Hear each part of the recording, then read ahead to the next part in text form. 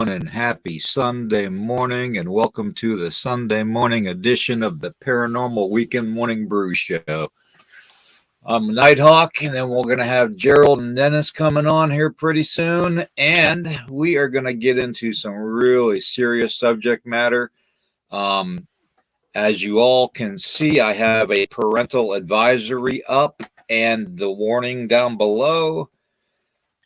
Because of the graphic nature of this podcast, I felt that it needed to be posted. It warranted, it warrants discussion because we're getting into cattle mutilation and human mutilation, today's subject, to start with. So, but I needed to put the warnings up just to cover ourselves. All right. Federal law allows citizens to reproduce, distribute, exhibit portions of copyrighted motion pictures, videotapes, and video discs under certain circumstances without authorization of the copyright holder. This is called the Fair Use Act and is allowed for purposes of criticism, news reporting, teaching, and parody, which does not infringe upon the copyright under Section 17 USC subsection 107 of the Fair Use Act. All right. Now, warning: parental advisory graphic images will be displayed during this podcast. I repeat, warning: parental advisory graphic image will be displayed during this podcast. Okay? So, if you got little ones in the room, you might want to ask them to go outside and play. Okay? So, just saying. All right. Or if you're easily grossed out, you might not want to stay and watch some portions of this program. I'll try to give everybody a warning when I have a graphic image to put up. Okay? So, that being said, happy birthday to all those beautiful babies that were born this day. Whether you're 0 to 192, I want you to know you're going to have a happy birthday today, and you are very, very much appreciated. So, and I want to thank everybody for being here this morning. I'm going to go through the list of people that are currently in the chat, saying hello to everybody.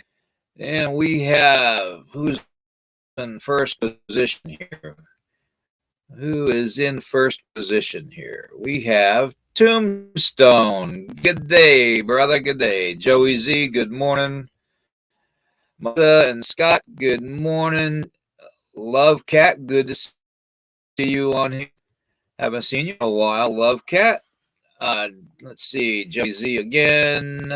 Darcy, good to see you on here. Dave Lester, good to see you, brother. And we got, let's see, what else we got?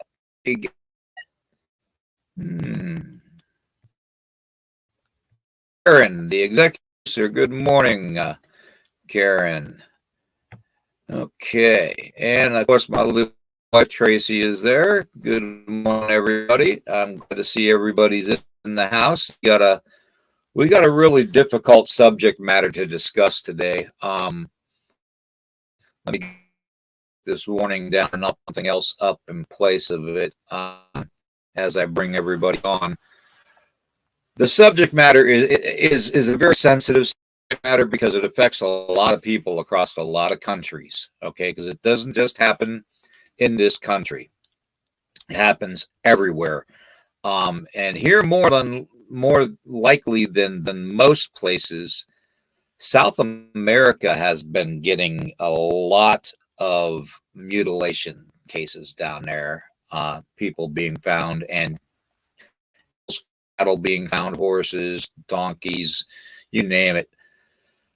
Even house pets have been found mutilated with certain body parts missing or organs missing or an eyelid, and usually it's all very very precise laser cutting without any blood. So that is the subject matter we are getting into today. And as I said earlier, I do have some very graphic images that are going to be going up. So I will try to forewarn everybody before the real gruesome one, just so you all know. I just, it's a very sensitive subject, and it, like I said, it does affect a lot of people mentally. So that being said, I'm going to bring my son, Dennis and Gerald, and we're going to get into the thick of it.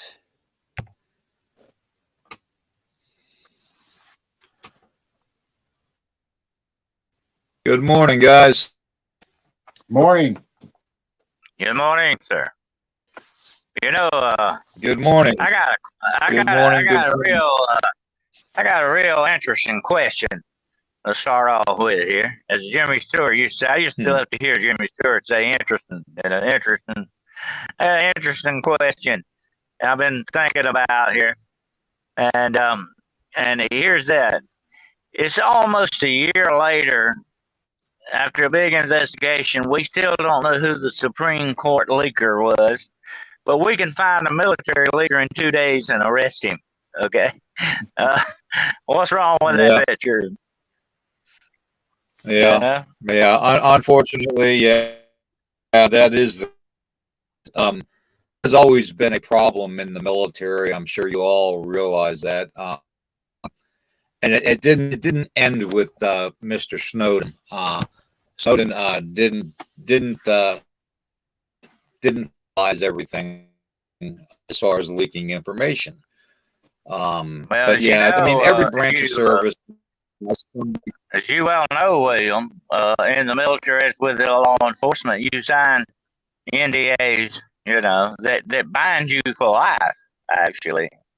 When you go into certain areas of top secret information and security clearances, and you violate something like that, you should understand you're going to pay a price when you do. That's just the way that goes. But anyway, exactly. I don't want to get off our the uniform. I don't want to get off our subject matter today. It's going to be very interesting discussion, I think. The uniform military justice. The Uniform Code of Military Justice treats anybody that gives out information on top secret or clearance the strictest of penalties. And that's why a lot of people will choose, when they're in and leaving the military, choose to keep their mouths shut. You'll find that in the UFO disclosure area. You'll find that in any type of paranormal, cryptid, dogman area. A lot of military people will not discuss what they did when they were previously in service. And if they do, they run the risk of the Uniform Code of Military Justice, which is up to and including court-martial. I've run into that problem in the past. I run into that problem in the past when interviewing certain people. They would say, well, this is as far as I can go. I can't tell you anything else because I could really get in big trouble. And you got to understand what kind of a thing is hanging over these people. It's a Demosthenes sword, it can fall on them. And that's understandable because they have signed away things that are life binding for the rest of their lives. So we have to understand that. Yep, and if exactly. you violate it, that's a big problem. But anyway, I don't want to get off our subject matter today. It's going to be very interesting. I'm going to say one thing about cattle mutilation before we begin. If anything on this planet would have to be alien connected, this is one of those subjects that we're about to talk about. I think it has a definite alien-like connection to it. Some people have brought up the fact that it could be satanic cults and all that. I don't see that connection. I don't see that connection really as a satanic cult thing. This is more like an alien patina to it. What do you guys think?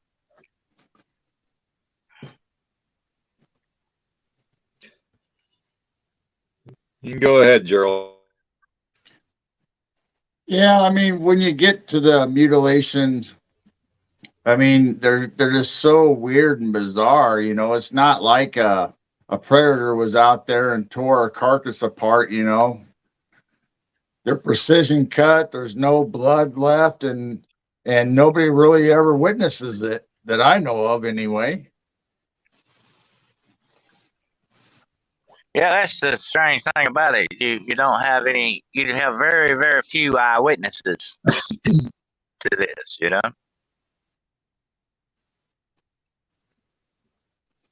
And some of the Yeah, carcasses exactly. look like they could have been thrown down. And the fact of the matter is, go ahead, William. I was going to say, in fact, it doesn't end with being just it affects humans. There's more human mutilation being found than two. Which is why I had to put up the warning. It's very disturbing to know that this happens, especially in the time we're living in. And I really don't. People back in the 1800s or so, or 1700s, were able to deal with this situation because going on for apparently quite a long time. It's just recently become more reported and in the public eye and the news. It's more newsworthy. And a lot of this. Sorry, that's the coffee pot. A lot of this, especially with horses, not just cattle. Some horses that have been mutilated, mutilation with that. That was back in the 60s, I think, and early 70s. Some of that went on.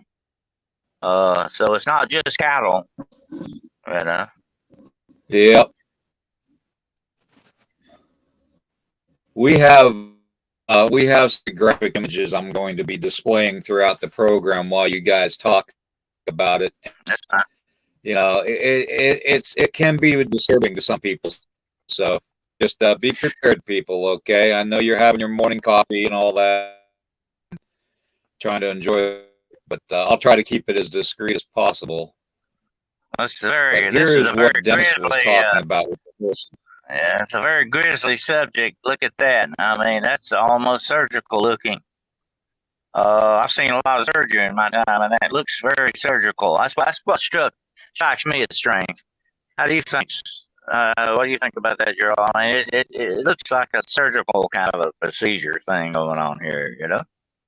Yeah, because when you look at the pictures, there's no running blood, nothing on the ground, and all the edges are like laser precision sometimes, and they're cauterized where it just doesn't look natural for obviously for no predator or even just say a farmer or hunter or poacher. I think a lot of times, Gerald, that these things may have been done somewhere at some other location, and then brought back, to the. You know what I'm saying? It wasn't done right on the spot where you see that's happening. You understand? Now that right there you see is another interesting, strange attribute of this. It takes a long time for these things to decay after they died, and there's that kind of and during decomposition, you also have some reports of that chemical-like smell to it, some kind of a strange smell that goes beyond just dying tissue. It's very strange. You've got some very strange attributes to look at this, and like I said, it looks to me like a lot of this is done off site somewhere else. You know. You know, the way the carcasses lay, it almost looks like they've been dropped from a height also, whether it would be from a military helicopter or even a UFO. Yeah, it's a possibility that it could have been moved a little bit, but it doesn't look like it. It looks like that's where the way that it was found. But I couldn't say that for sure without being there. But like I mentioned that book yesterday, The Mysterious Valley by Chris O'Brien, he goes into a lot of this cattle mutilation stuff. And he talked about these things being found on telephone poles, in rooms of barns where they couldn't have actually even got a cow in there if you'd have wanted, if you'd tried, not a living animal, if you had tried to get one in there. So these things are occurring and showing. Yeah, there's a picture there. Showing up in all that's a deer right there, a dead deer. And there have been a lot of deer found mutilated in cases like this. Not just cattle, not just horses, but other animals as well. Goats have been found mutilated. Sheep have been found missing parts. So it's not really just, you can't tag it as cattle mutilation. I call it mysterious mutilations, because they have a mystery to them. What the heck is going on here with that, And I'm going to tell you, it's between you and me, Gerald, I'd have a hard time putting something like that up on a telephone pole. What about you? Yeah, they're just so massive in height up there that, I can't imagine, hunters have a hard time dragging them through the woods or back to their camp, let alone putting it up that high. Yeah. If you've ever drug a dead deer through the woods, it's a job, just dragging it out of the woods. And then doing something like that with it, that's kind of mind-boggling. Like you say, though, it has all the remnants of being dropped from a height, almost, Yep. You could do that, possibly. You could do that with a helicopter. But why are there no reports of helicopters around some of these things? You don't hear about that until after the fact. You hear about helicopters being sighted and seen after the fact, but not during the fact. These things are very quietly done, or whoever or whatever is doing it, Yeah, it is weird that there's no activity that we know of, that's visible while this is all going on. And I mean, just look at that picture, like how, this looks like a surgeon was working on it.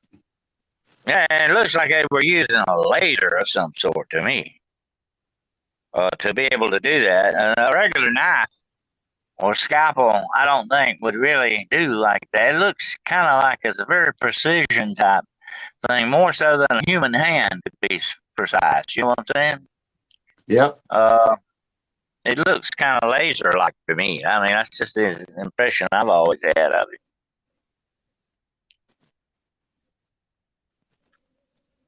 Yeah, and it's weird that they only focus on certain body parts too, whether like that jawline there, and you have reports of just the eye missing or genitalia, and it's just weird how not every mutilation is the same. They are specific to certain body parts. And like the tongue is missing, or something like that, or they core out the rectum. Different procedures like are done on me, and it's almost as if they were checking the bio output of these animals in a way. It's just like, how are they putting out, what are they eating, or whatever. It's very strange. It here's what really strikes me as funny about the whole thing, girl. It doesn't follow a set pattern of what you would do if you were examining something like that. If you, I mean, if you were cutting up pieces and trying to examine, it still doesn't follow. It's very loose kind of stuff here. It doesn't follow a scientific pattern that I know of. You know? Right, because why just that picture right there, why would you just carve out that section on the snout and the jawline and the mouth? Mm-hmm. And just it looks like it just only went so deep to the bone, then stopped. Uh-huh. Yeah, it's very strange. That's very true, Karen. Killing it off-site and dropping it would explain no tracks or blood. Decomposition is slower with a lack of blood present. That's true. And also, there's that other report of that strange chemical smell thing going on. What is that? You know, it's not ether. It's not nothing. It's not anything like that. I don't think it could have been mentioned. You know, because vets know the smell of ether. You know, they know what it smells like. I smelled it. I know what it smells like. You don't want to smell it too deeply, by the way. It'll put you to sleep. But they know, vets would know that, you know, and yet you don't ever hear that. Yeah, William, if you can go back about 3 pictures, I think it was. Because there was a picture that you had where it showed the rib cage and a lot of the bones. Oh, yeah, the way it was laying with his head sideways, like that one. Yeah. Now look at how white the bones and the jawline are. Now, when people make, like, say, the skeletons that you hang on the wall, you have to bleach that out with a chemical. And if you find that in the natural where it died or a predator took it down, those bones would not be that clean and it would not be that white. They're always a gray or dingy color when they first are out in the atmosphere and left out in the wilderness. That's true what Scott says. The predators won't touch Exactly. the carcass. You know, even you know, I've heard that, you know, certain kinds of grease or chemicals that even insects will not get messed with, much less predators. They have that. If there's that smell, there's some unknown quality about it. They'll usually shy away from it, and that's probably why there are no predators feeding on these carcasses and stuff. That's a telltale thing right there too. That there's something very unnatural about this. Yeah, because some of the farmers have scouted out the places, you know, after it's happened, and they notice that coyotes will come up and they'll kind of come close, but they won't go up to the body or eat on it or anything. And the same with birds. The birds will land on it, but then they're only there for a short time and they take off. Right. And they're very big on carrion. You don't ever hear too much about buzzards or crows getting on these carcasses either. That's very strange too.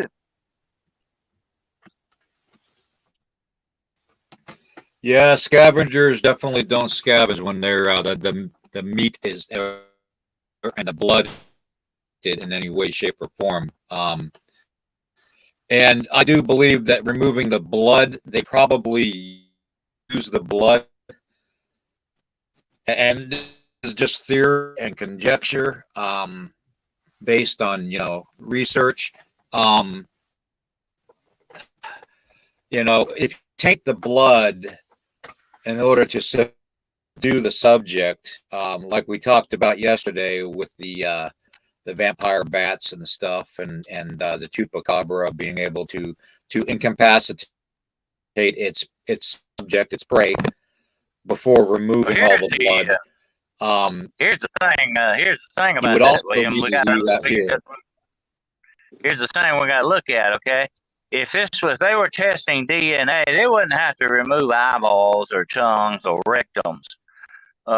Just to mess around with DNA. All you need is some blood or maybe a skin sample. That doesn't, fall in line, like I said earlier, with a scientific procedure. I don't see where they're coming at with this.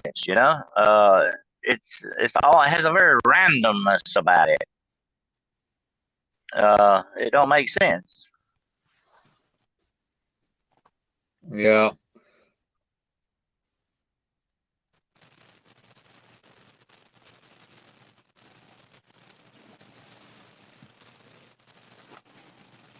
It's You see there with that. You see there with that horse. Because you see there with that horse, the rectum has been cored out. I don't know what's been done to the head there. I can't tell. It looks like there's a big chunk of the back of the head missing or something.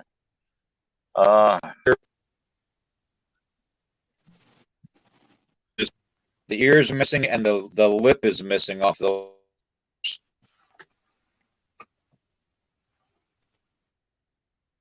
Yeah, just the ears. I mean, that's a very strange, very strange. I mean, I don't know. To me, it doesn't make scientific sense. You would not perform procedures like that for DNA. I don't know what kind of purposes you would want with a rectum of an animal or its ears. I mean, that's just that's very strange when you think about it. Unless this is something. Here's why I said earlier at the beginning of the program, it has a very alien-like patina about it. This is something. This is very much like what humans would not do. That's all I can say.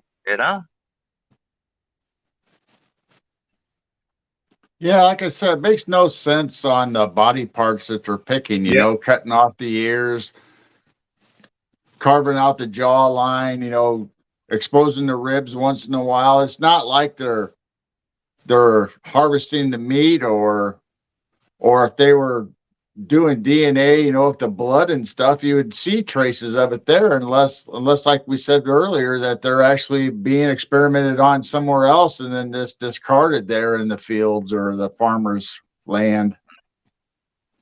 Well, like Tombstone says here, each subject may have something different they are interested in, so the real pattern to follow is a lot of the time. It's possible they could have certain parts that they're interested in, but why? That's what we need to ask that question. Why? And not only just who, but why are they doing this? That's the weird part of it all. Yeah. I don't think it's just DNA. Like I said, you wouldn't need to do all that. And yeah, there is, and then you got to think about it this way. If it was some other race of beings, not just per se six of these animals and humans and all that, whatever subject they choose, random, because apparently it is random. If it's disease, what if it's experiment on tissue or types of organs to be affected, viruses, bacteria, chemical, like for warfare. What if it? Because now hear me out, please. It's because every time you have the mutilations going on, there is reports of dark helicopters, black helicopters with no markings being around. Okay, there's usually government from certain departments that I'm not going to name that show up to investigate cases that the state police or the local authorities can't solve in any way, shape, or form. And they either take and hide evidence and the report and bury them, or they remove this. Another thing that this might be connected to is manipulation of genes. Not just DNA, manipulation of genes, splicing, and all that kind of weird stuff. That falls in line with a lot of cryptid activity in some of these areas. As I mentioned earlier, again, about the Mysterious Valley, the book The Mysterious Valley, listen to this description. This is very strange. that they have actually seen lights out in the desert areas of the San Luis Valley. And they would chase these lights, and they would be the height of like a big truck headlights, okay? And they said he would chase it, and there were several reports of this. They would chase these lights down through the desert, and when they got to a dead end, these lights would go on up in the air. So what they were chasing was not a normal vehicle, you know. And this was not, and he said there was no sound. So helicopters, as far as I know, I don't care what kind of helicopter they are, they make a sound. So what, you know, and I'm saying is, you never hear too much about the helicopters before the mutilation. It's after the mutilation that you hear about helicopters. It's almost as if they're going by checking on what's been done or what's going on. And that reminds me of like cooperation with alien things, maybe. You know, there may be some coordination going on here with that. But there's some very, very strange. Just like I said yesterday, it's a very open-ended mystery. Yep.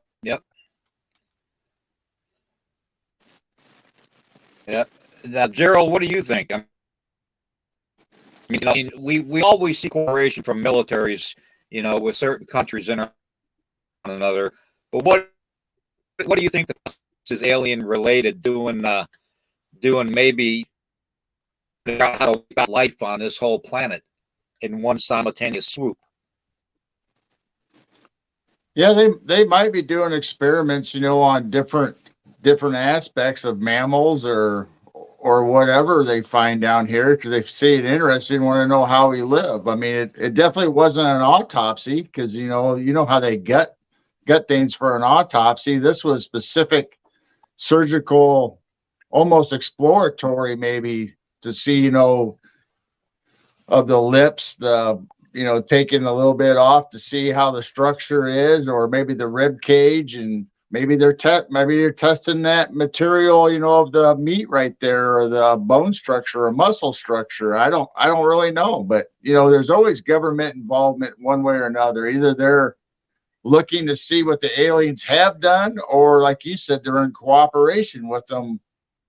Here's another thing, you know, that strikes me as strange. You wouldn't stand out in an open field in the middle of the night cutting on an animal like that. You would take that animal somewhere else under your more control to do what you want to do, and then bring it back. You know, that's what it looks like to me, that they're actually doing this off-site somewhere, or in some kind of craft or something we don't know about. You know what I'm saying? And then we're doing what they do and then dropping it back and leaving it. You know, that's what it looks like to me. Yeah, I don't see them doing that out in the middle of the night, in the middle of the field. You know, I don't see them doing that. Yeah, you could swoop in the middle of the night with a helicopter and herd up a couple cows or horses and take off with them and do whatever you want, and then do the same thing, drop them back off at night, and that'd be it. Yeah, that'd be the smart thing to do anyway. That would be the smart way to do it. If I were going to abduct a cow, that's what I would do. You know, because if it was just your local livestock agent or somewhere, they'd come in big trucks and stuff during the day, and the farmer would know about it if they were going to inspect your field or your herd and do some experiments. I tell you what, I would like to correlate with this if I could, but I don't know if there's any correlation with it. Just how close or proximity to military bases these things happen, and what kind of activity is going on those military bases. If there's any kind of a correlation with this cattle mutilation stuff, you know, that makes me wonder if anybody's ever studied that or ever questioned that. You know? Yeah.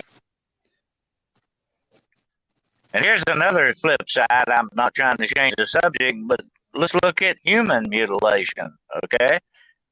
That's some weird stuff going on, which ties into a lot of these 411 disappearances. and all this stuff that we talked about before. And that's a statement I made back in my book, In the Road Unseen. What is hunting the human race? You know, thousands of people disappearing every year. Could this be the fate of some of them? The cattle and the mutilations and all that goes through? Could this be possibly Okay. what's happening Um, to some people? You know? yeah, I want to forewarn everybody right now that some of these images I'm going to be putting up are going to be very graphic, because they have to deal with the human mutilation subject of this. So be prepared. It's very graphic, and mysterious.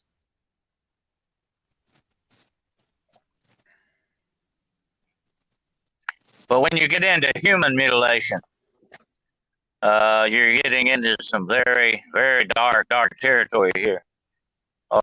What is going on with that? You know, and why would you need to do that to a human? And like I said before, and I know a lot about this, it does not look like a ritual type thing here, okay? This does not look like ritual killings or sacrifices or whatever name you want to give them. It doesn't have that hallmark to it, you know? And the difference in this picture is it looks like precision.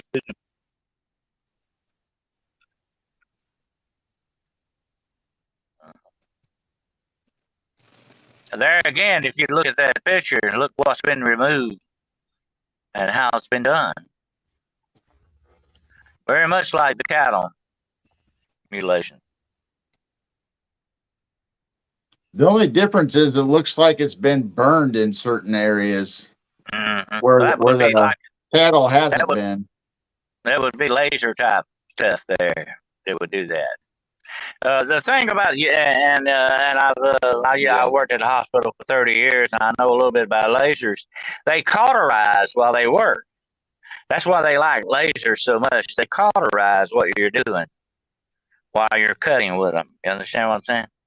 And it's not like a regular surgical procedure, because there's going to be a lot of blood when you have a surgical procedure. That's just part of the territory. But when you use a laser, you don't. You know, you bypass a lot of that.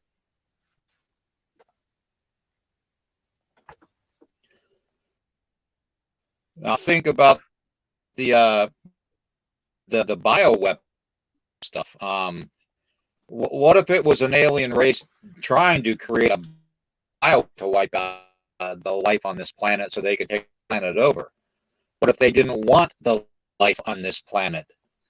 What if they wanted just the water, the greenery, and nothing else on it other than those? You know, I mean, there's always that possibility. I think the number one weapon that maybe they're forming against us would be bio.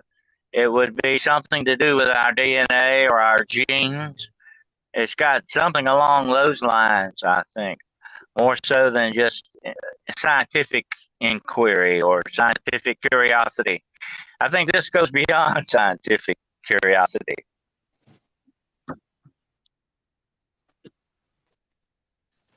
What do you think, Joe? Yeah, if you look at the body, he looks like he's scared or in fear. So you can bring that part into it if you'd like. I mean, I don't know if he was being tortured or still awake while this was going on to him, or conscious or what, but it looks like a big fear factor if you look at the face. That'd be horrible to think about. So that brings into question, be alive and somebody doing that to you. That brings, yeah.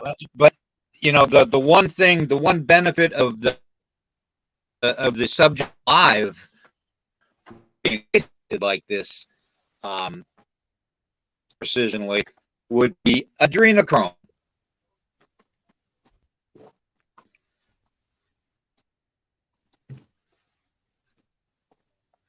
Yeah, you got to have the fear factor for the adrenochrome to work. I mean, you gotta scare them, and get your victim to the point where they're thinking of death, and then the adrenochrome kicks in, and that's what they harvest.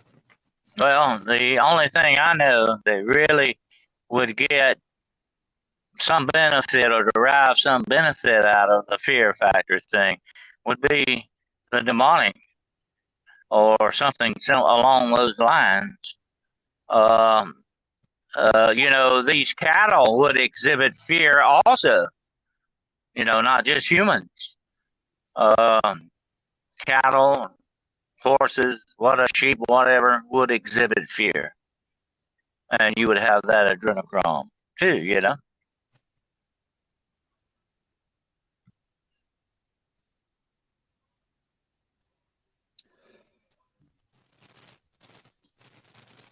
Yeah, that is true. That is true, because you could harvest it from basically any living creature, as long as the creature is capable of showing fear. There is something to be said that, I mean, this is happening not just here; it's happening all over the world. There have been cases found in Africa.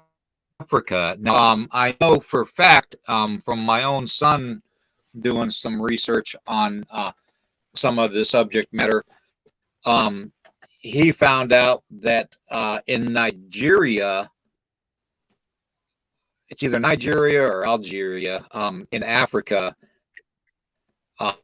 they are harvesting humans at random for organs and for body parts. Like, say somebody's missing a hand, and somebody will get abducted, and they'll find that person the next day dead on the side of the road with their wrist cut off and their hand missing. Now you're getting very close to the subject I'm going to be talking about tonight on Demonology Today, the dark science. And by dark science, I don't mean the study of dark matter. That's a different kind of science. I'm talking about the shadowy, weird science stuff that's going on that maybe a lot of it is government funded. Like we said earlier, there may be some governmental cooperation going on here. It would surprise me a bit. But when you start harvesting body parts, you're talking about that dark science, that alchemy of dark science. You're getting into some very weird territory.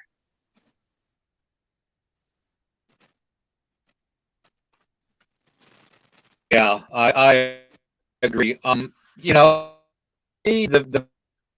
of whether they're human or four-legged, the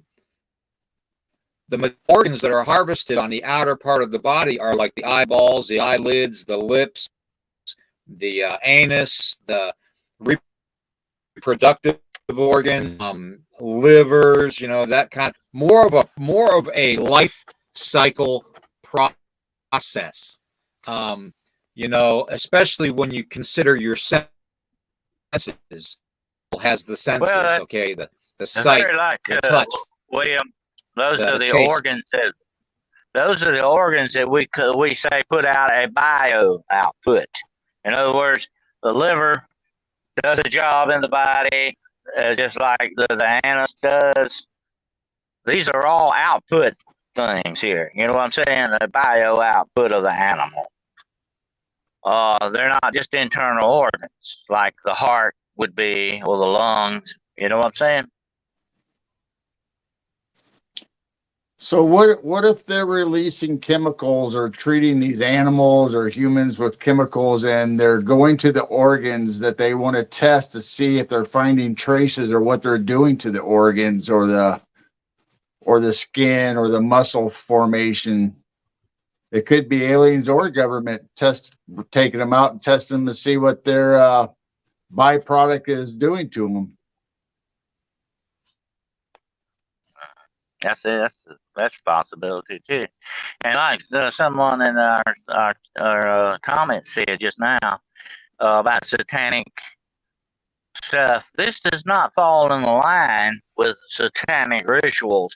When you do certain sacrifices, when there's certain satanic fall involved in this, you do certain rituals in certain ways. You have to perform them that way. This doesn't look like that. Okay, I mean that's just what I'm saying. It doesn't have any of the hallmarks of that. This is something else altogether, I think. Yeah, satanic ritual wouldn't use lasers or precision cutting like that. They're not as precise with what organs or what stuff they cut out as far as how Right. precision they is and cauterizing the fresh cuts. Yeah, they're more concerned with taking life and the blood of that life. You know, they're more concerned with the blood factor. And like we said earlier with adrenochrome, when you talk about something like that, you're talking about reptilian type things or demonic or both. They may be, I feel like, my own personal opinion, they're both connected. But if you're dealing with that, you're talking about reptilian influence. Um, if they're harvesting these things for a fear factor as part of the thing that they're doing, that would fall in line with these guys right here. You know, that's the way they operate. Yeah. Yeah, I 150%. I do believe that Eisenhower signed something, a treaty with an alien race or with several alien races that he pursued. But I do, I do have the assumption and the in races, so-called alien races, planet whatsoever in any way, shape, or form. I believe that they were here a lot longer than man has been here. So, to call them alien when they are probably the original inhabitants of this planet, and they probably want the planet back. So, here's there's two another question. ways. You either treat yeah, but you either treat the evading species like cattle and control them for what you need them for, or you destroy them. Well, there's only two ways about it. Here's another thing, William. If they've been here that long, all these many, many centuries, they would have went past studying this. You know what I'm saying? They would have long ago left that behind. So there's something ongoing with this. It's not just study. This is not scientific study. This is, I feel like, manipulation of some sort. You know what I'm saying? That they're still messing around trying to manipulate something for their own dark purposes to screw us up or do something to us, whatever the situation may be. I've got the feeling this is not simple scientific curiosity. This is something far darker and more insidious than that. What do you think? Yeah. Go ahead, Gerald. I was just going to say, it could be, you either got to think they're experimenting to try to either keep track or see how our life is on this earth, or it's some kind of scientific experiment. But I just can't figure out how to correlate the body parts and how they're doing their experiment, to see what their end game is. It was one thing to take out all the blood and study the blood. It's another thing to take out organs and study the organs. But this is like a mishmash thing of everything. There's no specific thing that you can correlate this to. That's what I was saying earlier. It doesn't make sense. If you were doing a scientific inquiry into these things, you would take it in a different route. You know what I'm saying? This is more like some other darker purpose to it. It has some other motives behind it than just mere scientific curiosity. Yeah, let me, I don't mean to interrupt either. I'm sorry, but it's this stupid delay. So I don't mean to sound like I'm coming off rude because I don't mean it that way. It's this stupid delay on this thing. I tried to reset it last night. It didn't work. Anyways, what about the theory of, when a hunter goes out and he hunts prey, okay? Now, I like with my people, we would take the heart out of the buffalo and while it was still beating, and we would take a bite out of the heart because it would put that animal for us an honorary thing, that we would go through. Look at it not as a scientific experiment, but what if we look as a harvest, a hunting harvest, where you're going to hunt objects down and you're going to remove the most delicate to you, the predator species, whatever the delicate to you part of the body would be, like the tongue, the liver, the heart. Okay? What if it is simply that? What they are just eating certain parts of these things and taking other organs or body parts to kind of trophies? What if they made necklaces out of what if they made necklaces out of body parts for trophies? They all collect the ears. You can have the jaw or whatever. That would be a trophy. You're talking about trophy hunting, but it's not like the American natives when they killed a buffalo. Okay, they used every part of that buffalo. Okay, they used every bit of it. You know what I'm talking about. They didn't waste anything on it because that was their life. Their survivability depended on that. These things are, and I agree with you in many ways. It looks like they're taking trophies or taking a little souvenir home kind of a thing. What do you think, Joe? I mean, think about it. Yeah, it's just so weird. I mean, we keep coming back to the same thing. Why certain body parts? I mean, it could be trophies. I mean, that would remind me of the movie Predator. Where he's there to observe, and if you threaten him, and he was skinning them and taking body parts and had that chain around his neck. He'd rattle those parts. He mostly collected skulls, which if I were going to take trophies, that's probably what I would do. But this has sort of the feeling of trophy hunting to it, which is what I was thinking about earlier, and I agree with you on that too, William. But like I said, this goes beyond scientific curiosity. I just don't see that. Really, this is something that's going way out to a darker purpose, a very darker purpose to it. Especially human mutilation. Think about that a minute. Human mutilation. They're regarding. And when they're regarding humans.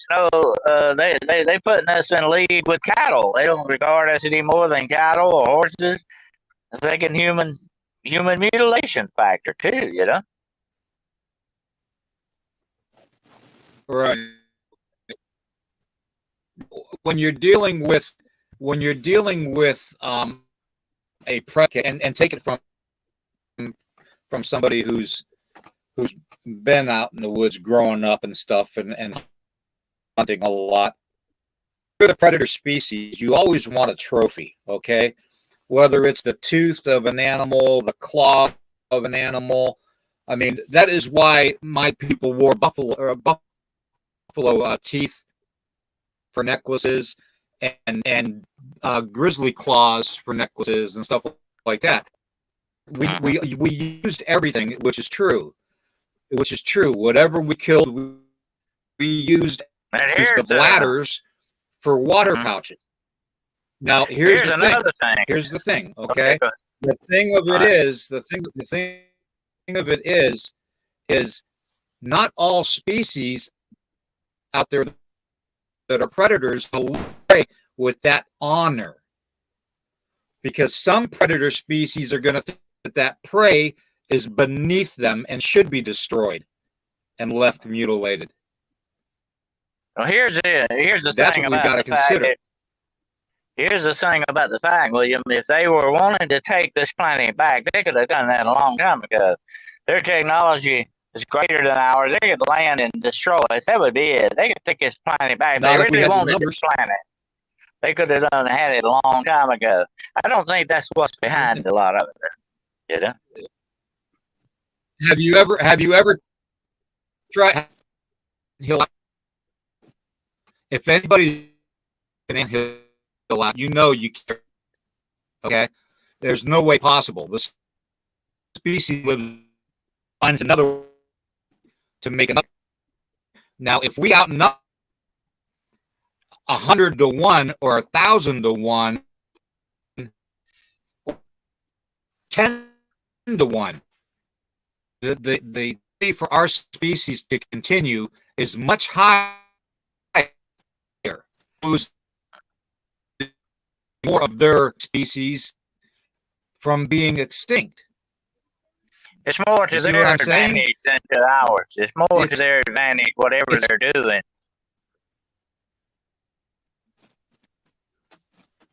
What if say it is aliens or another species? What if they've injected, say, sensors or probes in these certain body parts or animals, and they come back to collect the data? Well, I think here's the thing about that, Gerald. I believe if that was an ongoing thing, sure. I think they would have passed that a long time ago. You know what I'm saying? If they've been here so long, you got to take that factor into consideration. If they've been here so long, you know, they would have passed that point a long time ago. They could have gone that. Like I say, there's something else going on with this other than just that. It's some kind of manipulation, some kind of dark manipulation of some sort. And as like William said, either it's definitely for their benefit. It's not for ours. I guarantee you that. It's more for their whatever they're up to. And a lot of this falls in line with the very attributes of the so-called reptilians. That's the way they operate on a lot of stuff, you know. And it would not surprise me one bit if a lot of this would be trophy taking by the reptilians. Okay? Most of the stuff the reptilians do, though, is for I agree. For harvesting meat and to feed on. And I mean, you would see herds and herds disappear, and just like the children, you know, they want to capture you and keep them as a food source. Not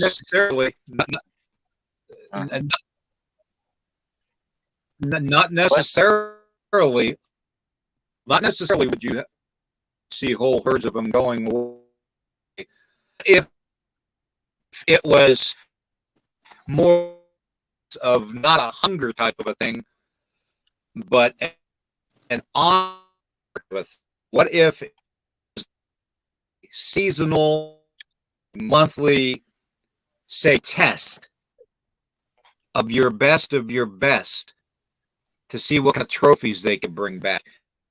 And what if those trophies meant so much to the ruling class, like the Aztec, cutting out the heart,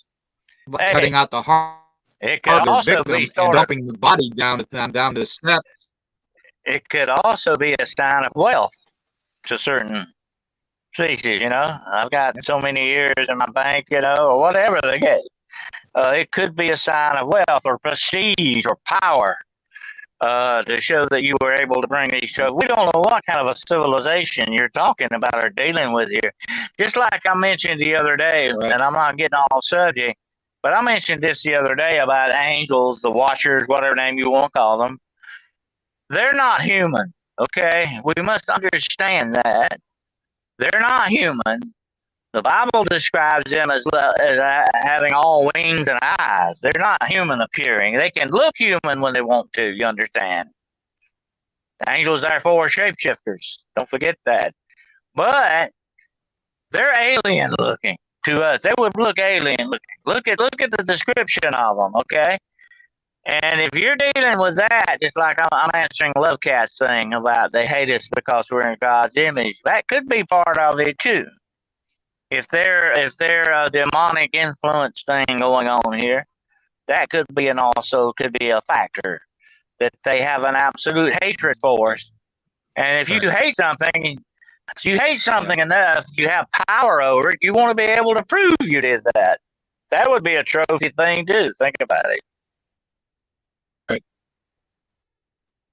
Right. And I would go even farther, just continue more on the lines of like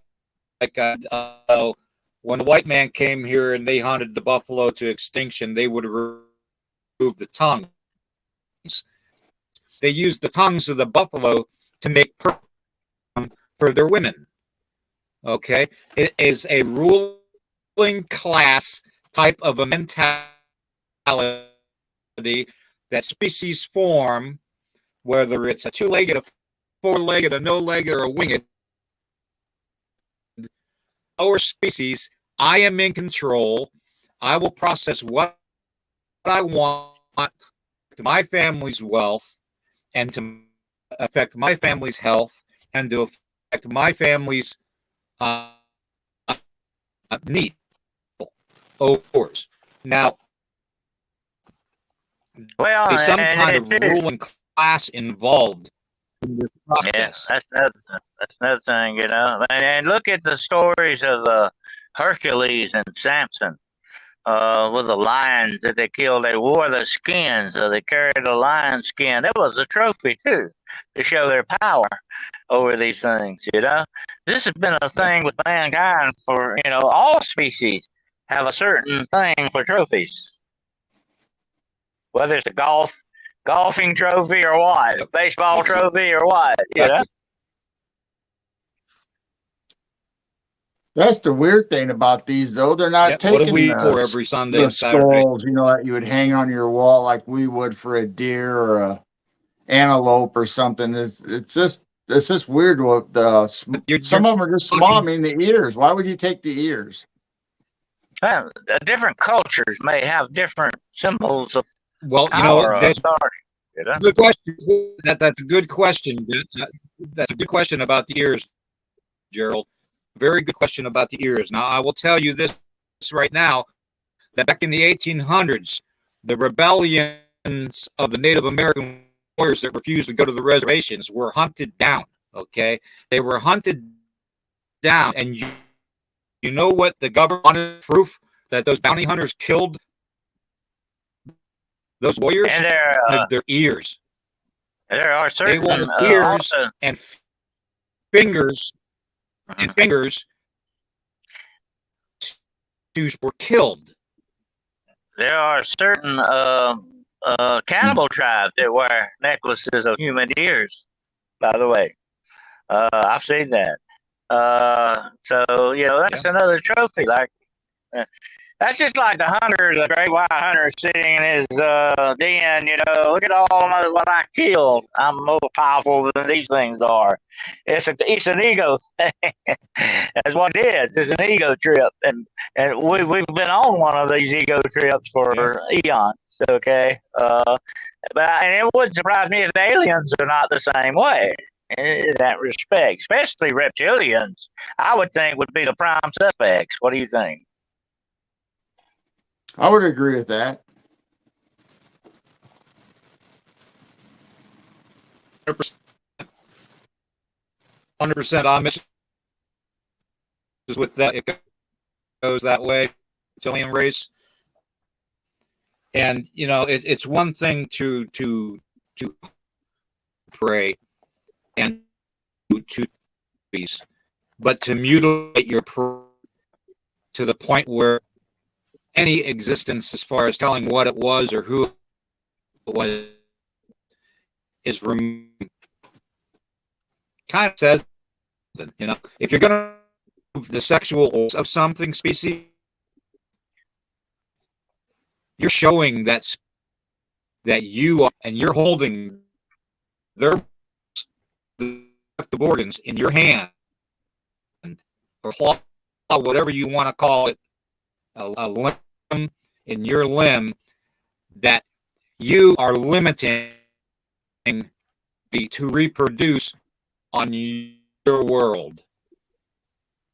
It's a way of saying something without saying. We did it in Vietnam. We did it in World War II. You know, there were accounts of our own native veterans going and removing the ears of the enemy, of the German Nazis, and wearing it as a trophy. You know, every species does that. Okay. And you know, the Viet Cong were known. The Viet Cong were known for removing and eating livers of their enemies because they felt that's where the power was, the liver instead of the heart. You know, so you have different cultures. But to answer Scott there, what he says about Joseph Mengele, he was concerned with a master race. That's what he was concerned with. And he had plenty of free subjects to work with, and that's what he was basically all about, the master race. But yeah, trophy hunting falls in line with a lot of this stuff. You'd have to say, but why? You know, it's kind of a weird out way, kind of a way to do it. But we're looking at maybe another culture. You know, we can't humanize them.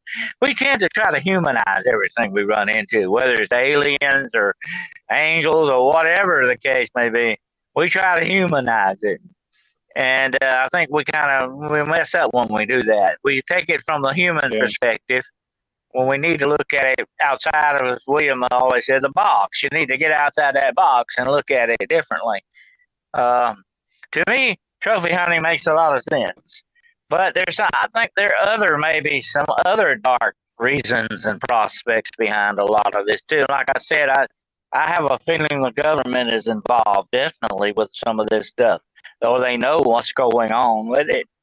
And I'll tell you what, one thing makes me think that is the government's deafening silence on all of this. You don't hear them ever say anything about any of this. And that's what I've always said. You know, pay attention to what's not being said.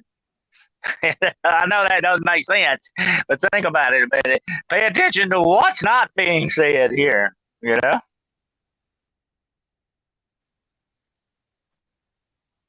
I'm just kind of wondering if maybe if they do have an accord or agreement with an alien species, maybe they're starting to show their power and say, hey, look, we can come in anytime we want and do this.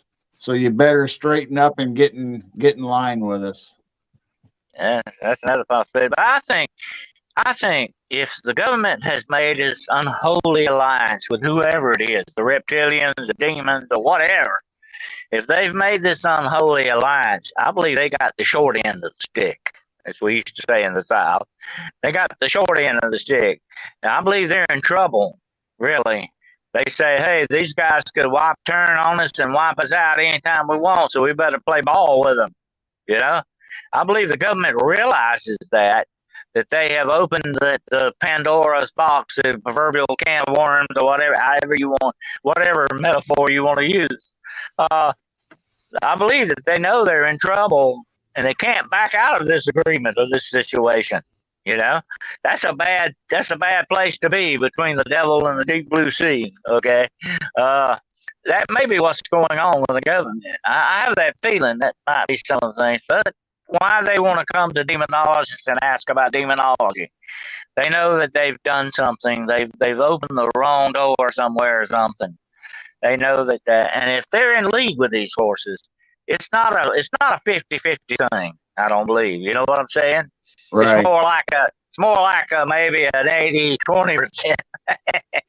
I don't believe that they've got the upper hand in it. I just don't see the government being that competent to do that either. You know, I was just thinking if we are going to go the alien or interdimensional route, maybe they're opening portals and taking cows or whatever, then taking them to the other side and do their experiments and then dropping them back off through the portals. That's why we don't see any traces. Exactly. I thought about that too, Gerald. You know, that would be the perfect way to accomplish this. You know, without being caught, without being seen, would be to use or utilize a portal or a time shift thing or whatever you want, however you want to say it. That would be the perfect way to do it. Nobody catch you.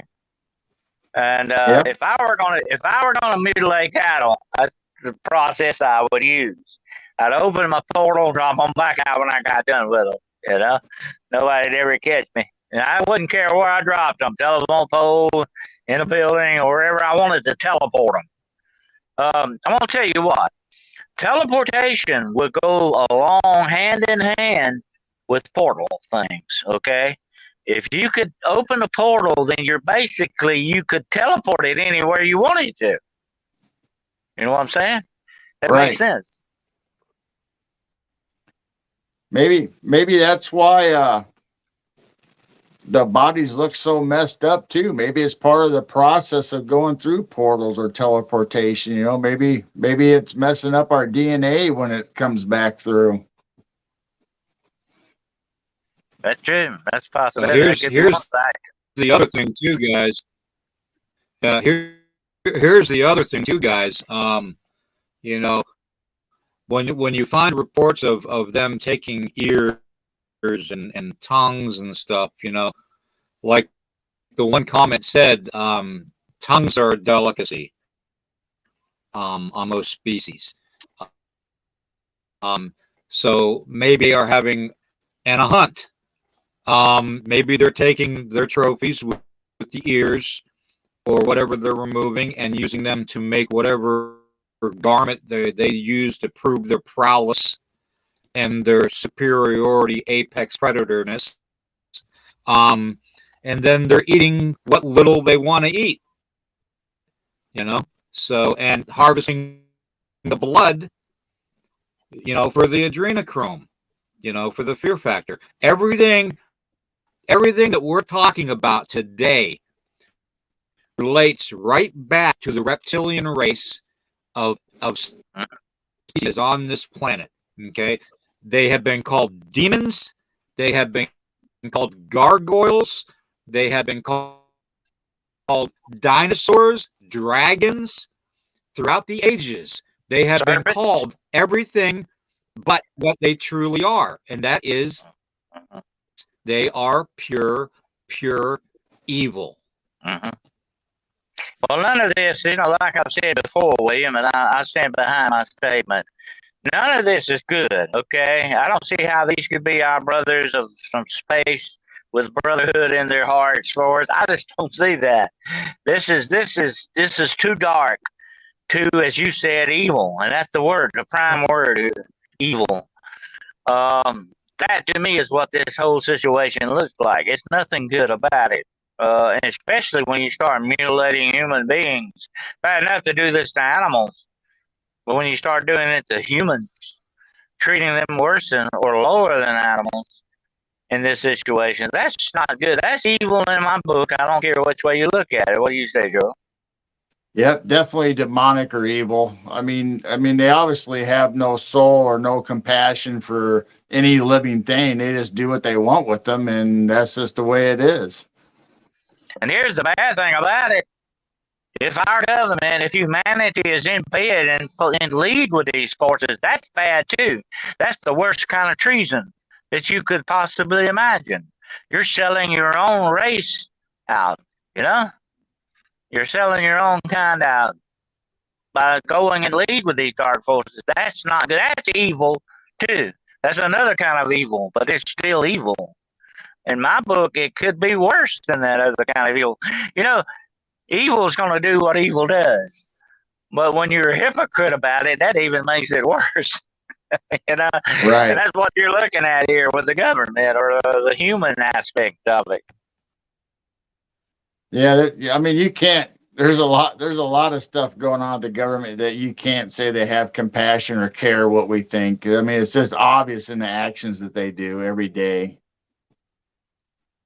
Yeah, that's true. Right. Yeah.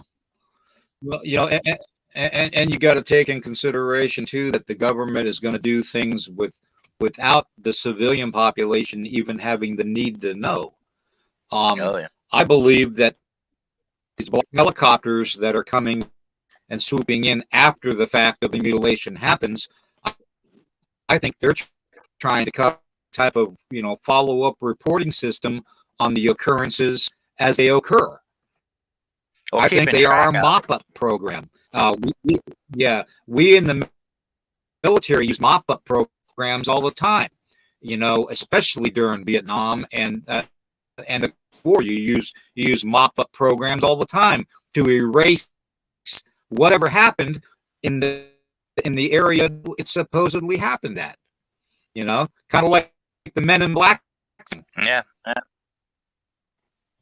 All these, like I said, I'm going to tell you what this sounds like to me, William. I'm going to make this statement, okay? All of this sounds a lot like a government maintenance program. What do you think? Does that sound more like a maintenance thing, ongoing thing by the government, keeping tabs on what their buddies, the aliens, are doing? Yeah, I very well think that could be a possibility. But I think at the same time,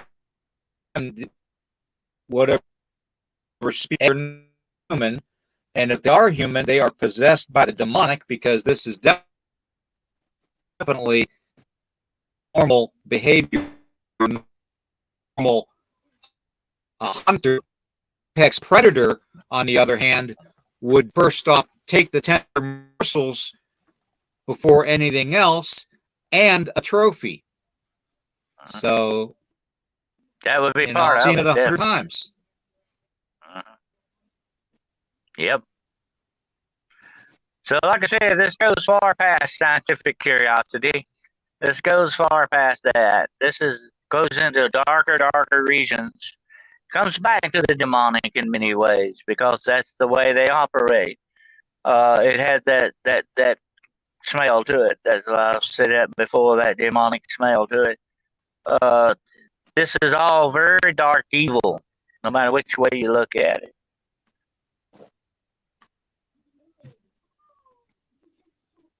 Yeah, and that's the thing, I mean, for certain, it's not a satanic ritual kind of thing. We've already discussed that and ruled that out. So then it leaves you to scientific or harvesting DNA. I mean, it's just so hard to figure out which. Maybe it's both. Maybe they're doing all of it at the same time. Maybe it's even more races than just reptilians doing it.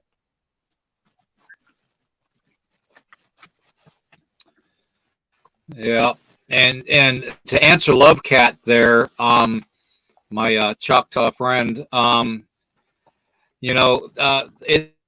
it's not just the royal family and the elitists that do that. There are hunters, professional hunters out there. In fact, one of them was a president of this country that we live in and adore so much. President Roosevelt was an apex predator hunter. Okay, he actually, before he became president, was known occasionally Native American, something you won't find in the history. That is oral tradition that was passed down. Okay, now that's like I've been saying all along with apex predator hunters. You are the top of the food chain. There is no question about it. Okay, you are the elite. Okay, to the predator species. Okay, and as such, you're going to show your dominance on the subordinate species. Now, what better way to show your dominance than to spread your fear? Cattle mutilations, trophies, and eating what you want of this, to prove, and taking their sexual and their ability to speak or scream away from, or their ability to see away from them. What better way to affect a species that you dominate? You take away their sight, you take away their reproductive organ, speak, their ability to smell, Okay, you take away their senses and you wear those senses like a trophy on their forehead. That is what an apex predator does. And that is why I realize that this is a reptilian type of a being that is doing this. And I think our governments bring it up as best as they can, the mop-up operation. I think governments around the world, furthermore, are working in conjunction with them to gain certain of these militaries. Okay, Well, that's just my theory on it. You know, you guys. all of this, in many ways, William, leads back to what I call demonic dominance. These things, if they are demonic, they have to exert their dominance over us from time to time. That's the way the demonic works. They're egomaniacs. They want to be God. They're little wannabe gods. Okay, that's the way they operate. And if mankind has got in league with these, as I think he has, they're going to have to show and flex their apex muscles every now and then, to keep mankind in line. But another great thing, about all of this is it's not ritualistic in that respect. This is not the way ritual sacrifice is done. The head of the Anglican Church came out and said something the other day, and I'm going to probably get in trouble for repeating this. But he said the great satanic sacrificial altar is abortion. You don't need to do your rituals. You don't need to kidnap children that much unless it's just something you want to do for fun. It's nothing necessary to appease your master you have to do anymore because it's being done on a grand scale in this world. There's a lot of weird stuff going on in all this. This to me strikes me as if it has the aspects of dominance about it. They say, oh, we can do this anytime we want to. We'll do it to you if you don't keep yourself in line. I think it's got a lot to do with some kind of weird government conspiracy or cooperation, correlation, whatever name you want to give it. I think it's got a connection, a definite connection with that.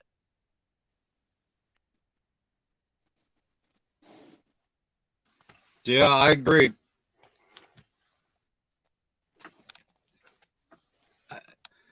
I've been looking closer, and I know Gerald pointed out that it looked like it was like certain parts of the body that was affected by the laser cut caught on fire.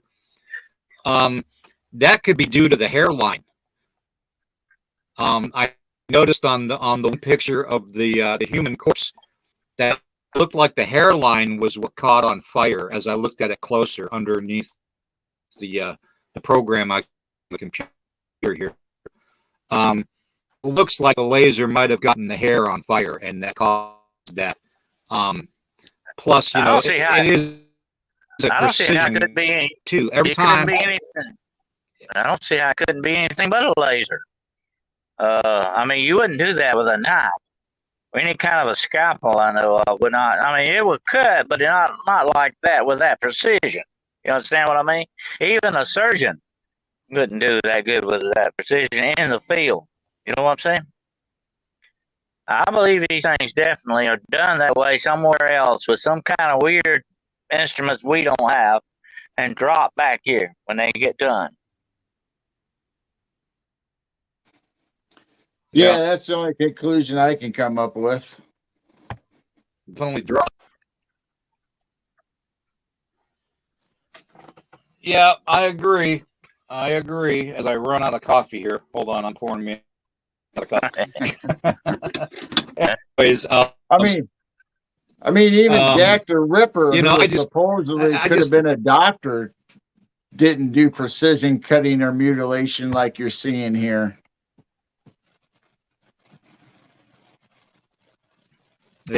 Yeah, true. And then you got to account for the bloodline. And the boss is the key. Okay. Now, it's a thing where you can boil the blood out of the body by generating so much vibration on frequency that the blood literally basically gets absorbed into the muscle tissue and doesn't come back out until several days later. But you don't see that here. You don't see that here. You see complete blood drainage. Maybe a few of the organs that have been removed, basically having the blood left in them. You don't see that here. You don't see any effect on the ground from laser cuttings scorching the earth. And you know as well as I do, Dennis and Gerald, that if you do strike the ground with a laser, you're going to see a definite scorch on the earth, especially when it's dry like it shows in this picture. So, there's so many variables that make it reptilian based, as far as I'm concerned. And like I said before, reptilians have been called dragons. They have been called gargoyles. They have been called demons. They have been called the fallen ones. They have been this, that, and the other been called. But they are what they are. They are a species living underneath our feet and living amongst us. Okay? And we are the cattle. That is their point. We are the cattle. Plain and simple. Now, you can either look at it from a warrior's point of view like I do, or you can look at it as a sacrificial lamb point of view. The choice is yours as a human being. And I believe without a doubt, William, they have human cooperation in this too. Yes, wholeheartedly. Yes, I agree 150% with that. Wholeheartedly. Well, whatever it is, we obviously can't stop them.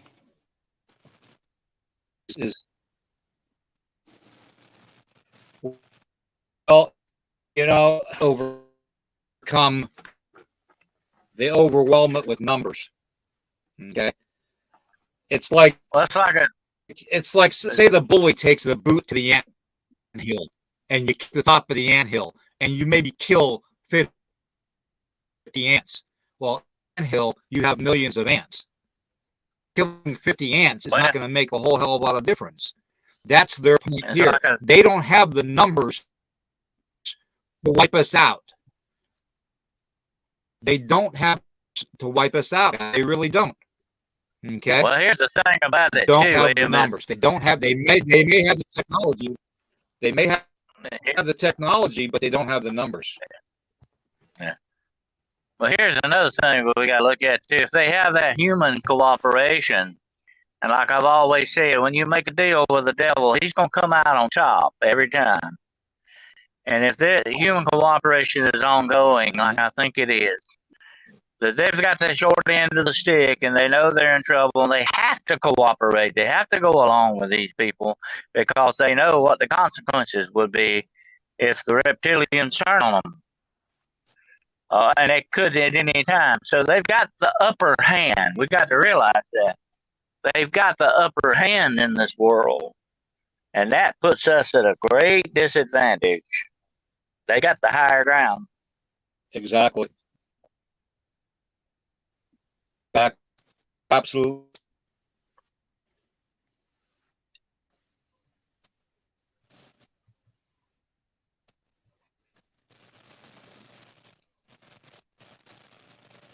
After some pictures, show you about the human skull picture.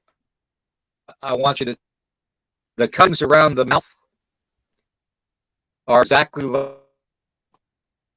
like the corpse of the cow. Being removed and is exposed. The ear is removed. Okay, again.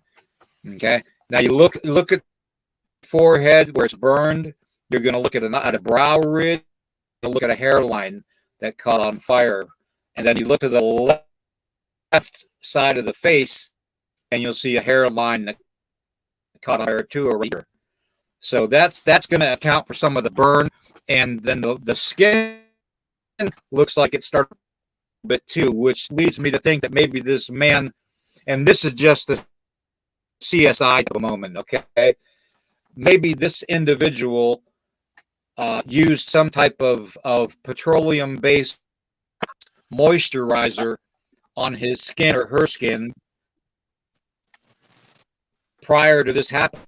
Now, if you use a petroleum-based moisturizer, like a lot of people do nowadays, you're going to account for that type of burn. Because what's petroleum do? It burns.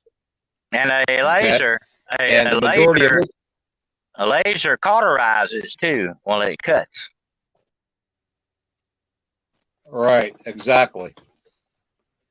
So that's my explanation of this photograph here, and I do apologize. Warning: parental advisory. Graphic images will be displayed during this podcast. Okay, I do apologize. Please have your children leave the room. This is for anybody over the age of 16. If you're 16 years old and you're watching this, then you're getting an earful and an eyeful. Okay. You know, this is stuff we need to talk about because this is our species being affected. Okay. Our species being subjected to this. And this is our livelihood being affected by this. Okay. And what I mean by livelihood, I mean, what do we eat? What do we drink? We drink milk and we eat meat. Okay. And we eat vegetables and all that. And this is affecting our food chain. Okay. Take this very, very seriously. This matter is not one to be taken lightly. Okay. This is a predator species showing its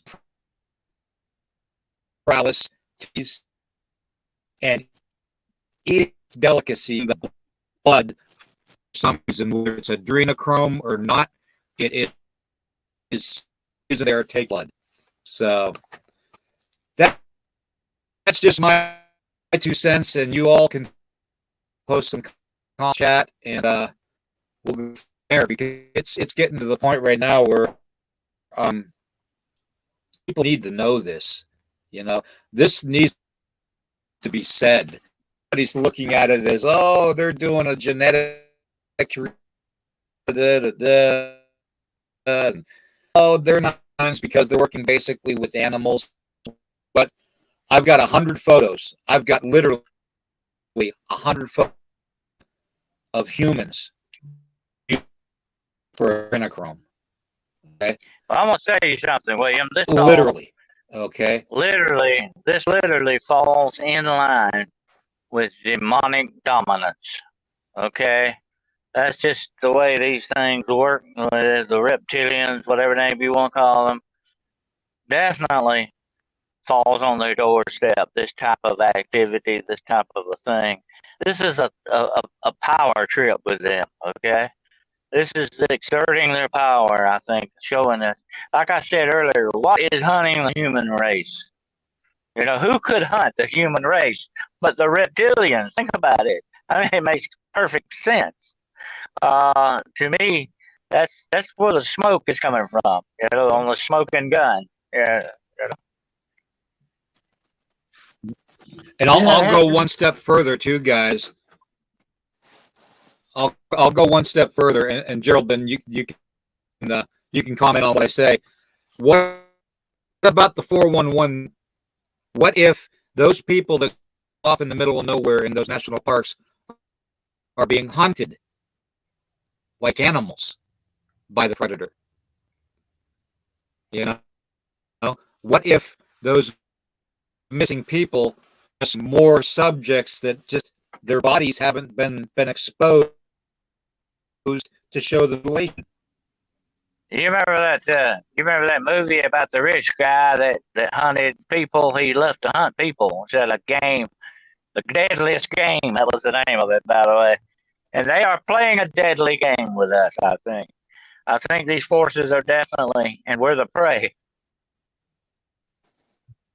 Yeah, that makes sense that a lot of the What do you think, 411 Gerald? cases could have been even taken off planet or even through a portal from another species or interdimensional, and then the ones we do find are the ones that they have done whatever they've wanted to done and put them back.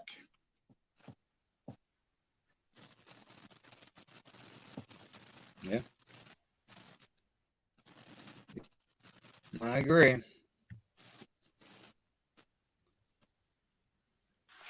That's very true, Scott. This I'm is gonna a put up some spiritual comment battle. This about battle, uh, I agree with Scott. What he says here, what this is a spiritual battle. This is a spiritual battle. It's not just a physical warfare thing. I think this is a battle not only for our bodies or for dominance over us, but for our very souls as well. This is a deep spiritual matter as well, definitely. yeah, yeah. I think like I said, you can call them whatever you want. Reptilians, you can call them demons, you can call them dragons, gargoyles, whatever you want to call them. They are pure evil on purpose to prove that they are the apex predator and that they're in control ultimately. Okay, and they're dictating to governments around the world what to do with their populace. Okay, why else would a government want to put their 15-minute cities? You are cattle. You are a species being and put in these 15-minute cities for a reason. Okay, so they know where you're at. It's like a tag. Okay, when you tag cattle, that's all we are. We're cattle. They could care less about us. They're species. Okay, now being Native American and knowing several nationalities out there that were part of the slave trade, we have talked over the years about it, and has always come up about how slavery has ended. It hasn't. Okay, slavery hasn't ended at all, and I will explain to you why. Okay, when you are given, okay, on the back of that ID card is a red number. That red number tells the government what species you are, what basic economical structure of a person you are, whether you're the 1%, the 10%, 50% low class, it doesn't matter. Okay, plain and simple. So this governing species that is ruling mankind, reptilians, is dictating what to do, how to control the populace. Best way to do it is like cattle. Fear, fine. So I mean, I just don't know how much more plain to make it. We are the ants, and they're the boot. Okay, and they can kick the anthill as much as they want, kill us and to poke us and to prod us into being agitated. But the fact of the matter is, there is too many ants in the anthill for them to exterminate. Okay, plain and simple. That's why they haven't. Okay, because if they did try to exterminate us all, they would wipe out everything on this planet, and this planet would be a desolate rock with nothing worth fighting for. That's why they haven't done this. That's why they haven't tried to annihilate mankind. There's 10 of us. We are the ants. Okay? We may be cattle, but we have too many numbers for them to control percent of the time. It's a rebellious that thinks for itself. And we are that rebellious part of the species thinks for ourselves. Plant, like I said, do you want to be the lamb going to slaughter, or do you want to be the warrior? Plain and simple. The choice is ours.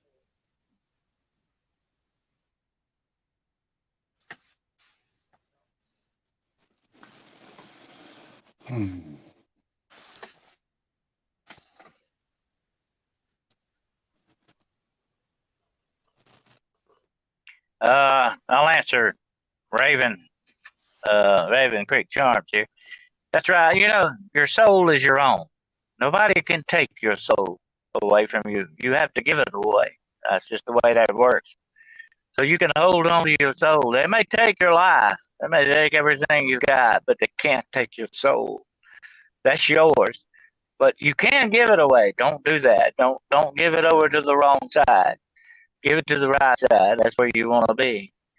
But all of this has that feel of demonic dominance. You know, the demonic wants to put us lower than animals. They want to put us on the ground so they can stomp on us a lot better that way. You know, that's just the way they operate. And these reptilians fit that bill perfectly. Okay, they fit that bill absolutely. If I had to pick anybody out, it would definitely be them. But like I said earlier, they may be hunting us, and I think there is something hunting the human race. There's too many of us disappear every year. There's too many strange, mysterious disappearances, especially in national parks and places like that. This would all fall in line with a lot of that, you know, and the pedophilia that's going on in the world. The great sacrificial altar I talked about earlier. All of this is in line with every bit of this thing. I think it's a demonic plan, and what we're seeing is part of that plan unfolding before our very eyes.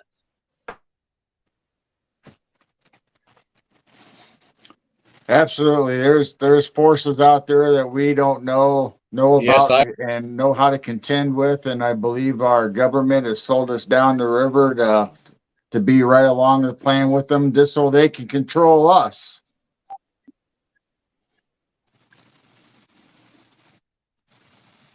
yeah. Their plan is it's very, very nefarious and very, very evil. And as warriors, we need to stand and keep a very, very observant eye and ear to everything that's happening around us. Us are on the ground. We need to be aware. Okay, we need to pray. We need to make sure we stand in our faith. Make sure we stand strong.